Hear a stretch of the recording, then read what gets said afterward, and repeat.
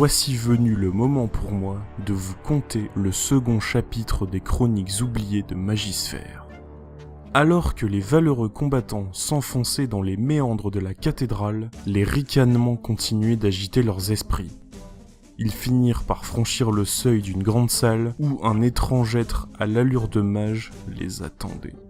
Celui-ci était accompagné d'une créature inhumaine avec des fioles plantées dans le dos. Aang se lança à toute vitesse sur l'abomination, sans grand succès. C'est alors que le mage claqua simplement son bâton au sol, les décombres aux alentours se réunirent et certaines parties de murs s'arrachèrent pour former un monstre de pierre. Invoqué aussi facilement relève d'une puissance inimaginable. Les aventuriers parvinrent non sans mal à se défaire du golem et se mirent à la poursuite du mage et de sa créature qui semblait également rechercher l'œil du soleil.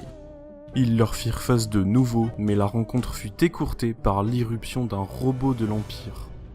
Il attaqua à une vitesse fulgurante l'invocateur. Mori parvient non sans mal, à l'aide d'un fouet de liane, à récupérer l'œil des mains de son adversaire, distrait par le robot. Le groupe prit la fuite avec d'autres membres de l'organisation qui avaient rejoint la cathédrale. Ces derniers semblaient pourchasser le guerrier robotique. Ensemble, ils prirent la route en direction de leur quartier général. Guidés par leurs nouveaux alliés, le groupe d'aventuriers pénétra dans une forêt labyrinthique, empêchant la venue de tout visiteur indésirable. Il se révéla ensuite un lieu dégageant une aura de calme et de sérénité au milieu de ce qui s'apparente aux ruines d'un ancien temple. C'est au milieu de cette place que le groupe rencontra un Fellora du nom de Fenrir. C'était un imposant homme-tigre muni d'un énorme marteau et d'un bras entièrement mécanique. Il leur expliqua que l'œil du soleil qu'ils ont récupéré est en fait une balise servant à repérer les éveillés à la magie du feu dans un large rayon. Ensuite, il les mena vers le chef de l'organisation. Les voyageurs eurent la surprise de voir que le chef avait l'apparence d'un cube lévitant au-dessus d'une sorte d'autel.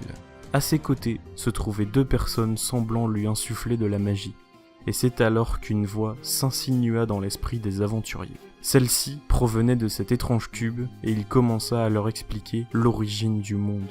Il expliqua qu'au commencement, il y avait les humains, les auras, mais également les Eldar.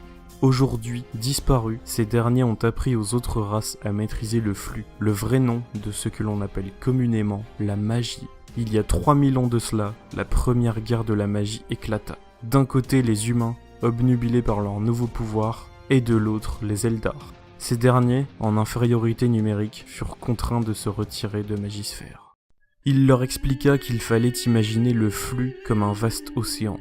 Un habitant, normal sur Magisphère, est capable d'y tremper ses pieds et d'en retirer des pouvoirs exceptionnels. D'autres, plus gourmands, décident de plonger la tête sous l'eau mais n'en reviennent jamais. Ils deviennent alors des monstres assoiffés de pouvoir que l'on nomme les exaltés.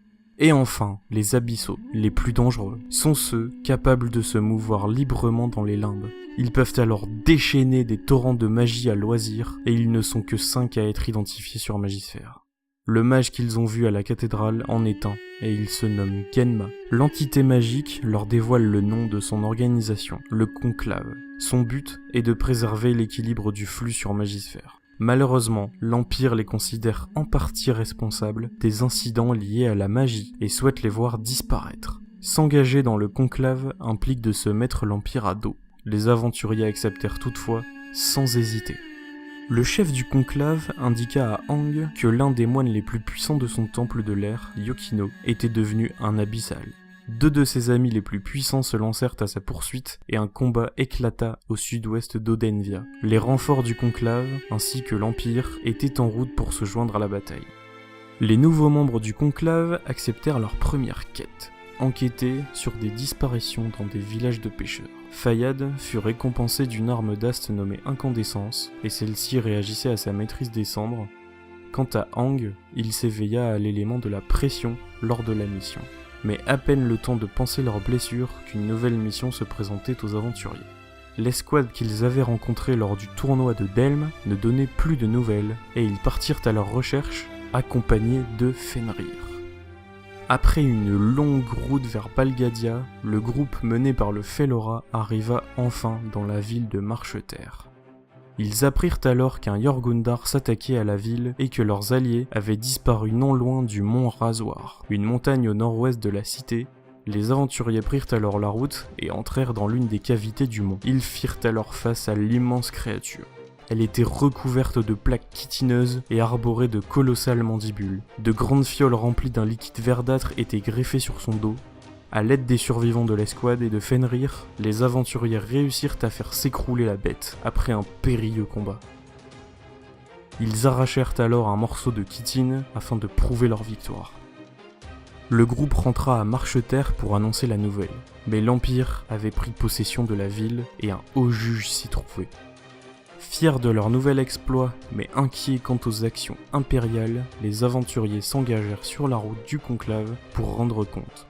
Sur le chemin, de nombreuses questions les assaillirent au sujet du Jorgundar. Il était beaucoup plus agressif que la normale, et les fioles dans son dos n'étaient pas sans rappeler celles du compagnon de Genma. Il s'était peut-être exalté.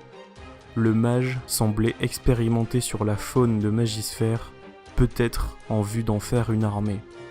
Les aventuriers ne connaissaient pas encore la terrible nouvelle qui les attendait au conclave, ni la raison de cette purge qui venait d'être annoncée.